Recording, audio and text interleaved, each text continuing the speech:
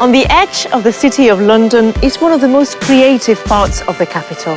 It's a colourful and vibrant place where even the canal is a prime location for a house. Welcome to Shoreditch.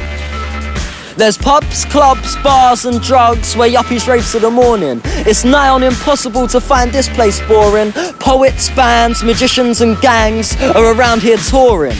Graffiti writers from all over the world come here scrawling. Even the most sophisticated of chaps leave Shoreditch crawling. But despite the nightlife, there's another side. There's history and mystery to seek and find.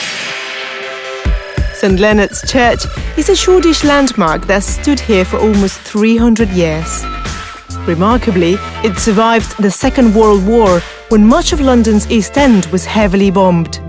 The destruction made way for factories, warehouses and high-rises. They still dominate the skyline. For decades, Shoreditch was a place no one wanted to live. Then, in the 1980s, young artists like Steve Etch moved in. My first impressions of Shoreditch was that it was not very nice. It was a place that nobody ever visited, and it had been kind of left. You know, it was this part of East London where it was rough. It was only where all the gangsters used to live. So I start working at this design agency and I get my first pay packet.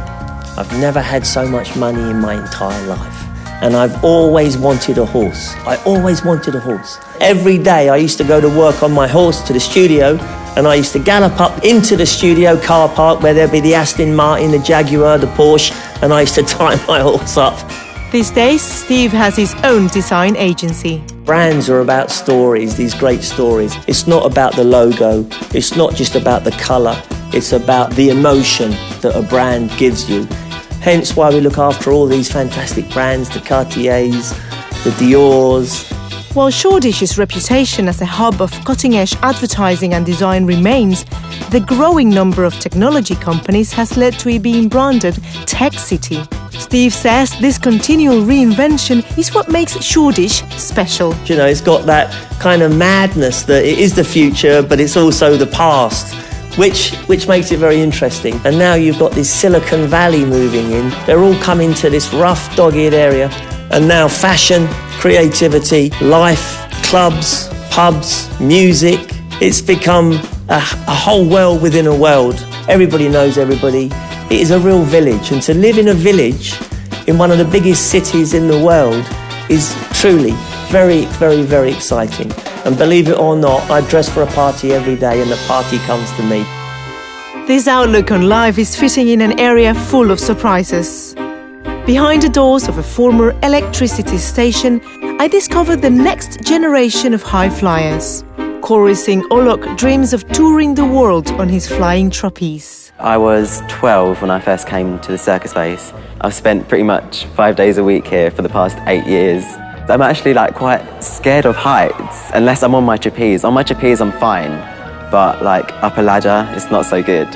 There are so many different disciplines that you can do, whether it's aerial or ground-based acts. There's aerial silks, which is it's like big sheets of material, but they wrap themselves up, roll down.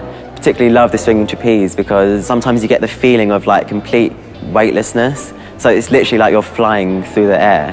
If you looked in the window here at Circus Space, you would see people in the air, people on the ground. After I finish here at Circus Space, my big aspiration is to hopefully get into a big touring show, something like Cirque du Soleil.